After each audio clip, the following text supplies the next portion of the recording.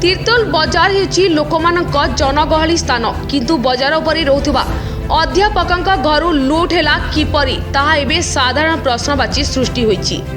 स्पष्ट दिवालोकरे अध्यापकଙ୍କ स्त्री को बंदूक देखाई लक्षाधिक टंकार सुना गहना और टंका लुटि नेले दुर्बृत्त माने। एभली घटना देखिबाकु मिलिछि जगतसिंहपुर जिला तीतोल थाना निकटस्थ कटक पारादीप रास्तार तीतोल पेट्रोल टांकी निकटरे। जगतसिंहपुर जिला महिला कॉलेज रे अध्यापक थिबा विभूति भूषण दास और लालू सार तीतोल पेट्रोल टांकी निकटरे भड़ा घरे रही आसुथिले। आज सकाल 8टा बेले अध्यापक स्त्री घरे एकाकी थिबा बेले सार को देखा करने बहाना जड़े युवती और जड़े युवक आसी बंदूक दिखाई हाथ गोड़ बांधी घरे कलाकना बुलाई देथिले। सकाल 7टारे अध्यापक कौन सी काम राहामा जीवा परे परे युवती जनक सार घरे अछंती कही कबाट बाड़े। अध्यापक पत्नी कबाट खोलिबा मात्रे तांको काबू करी हाथ गोड़ बांधी सुना गहना और नगद 15,000 टंका लुटि नहीं फेरार हो जाइथिले।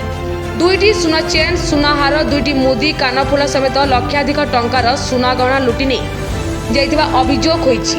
डकायती घटना युवती सामिल हेबा और स्पष्ट दिवालोकरे जनगहली सत्वे एभली कांड घटिबा विषय प्रकाश पाइछि। अध्यापक तांको स्त्री और प्रत्यक्षदर्शी ए संपर्क में अभियोग करिसेंती। तीतोल थाना रे घटना संपर्क में एतला दिया जाइछि। पुलिस घटनार अनुसंधान आरंभ करिछि। सार डाकिला मु कबाटा खोली देछि तो से मते मारी तापर से पुटा को उठला मु देखिनी सी आसी तापर मारी बसला छियोटा छाड़ देला से मारी बसी बंद को लगी कहला सब जिनिस सब दे